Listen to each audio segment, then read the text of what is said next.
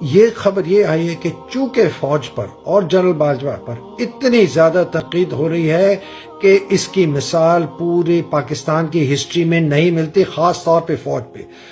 فوج سے لوگ دیوانہ طریقے سے پیار کرتے تھے۔ میں بھی فوج ہوں، میں بھی پیار کرتا ہوں، ابھی بھی کرتا ہوں، آج بھی کرتا ہوں، لیکن میں ایک فرد واحد کو، اس فوج کو ابیوز اور مس یوز کر کے اس ملک کو بیچ کر میں اس آدمی سے پیار نہیں کرتا۔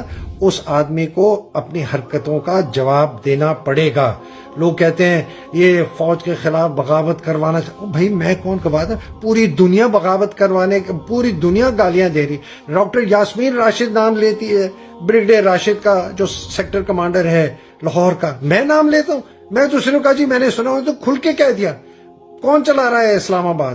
فہیم۔ کون چلا رہا ہے Lahore? Rashid. Non P S C, staff college بھی نہیں کیا ہوا بریگیڈیئر۔ کس نے بنایا ان کو بریگیڈیئر؟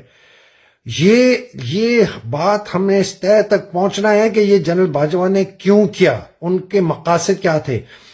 اب اس کی دو باتیں بھی میں آخر میں آ رہا ہوں، آپ کو بات بتا رہا ہوں جو کہ اتنی خطرناک ہے کہ اس سے پاکستان کی سالمیت کے اوپر اثر پڑے گا۔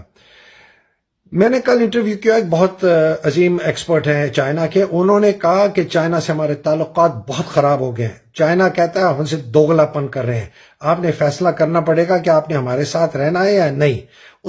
میں نے ویڈیو میں اپنے پروگرام میں کہا کہ ان کو پتہ ہے کہ جنرل باجوہ نے ڈبل سپیک کیا ہے، امریکنوں کو کہتے ہیں ہم آپ کے ساتھ ہیں، چائنیز کو کہتے ہیں ہم ہمارے ساتھ ہیں، وہ باتیں ان تک پہنچ گئی ہیں، ان کو بہت دکھ ہے، لیکن وہ پاکستان کے ساتھ چلیں گے، کسی حکومت کے ساتھ نہیں چلیں گے۔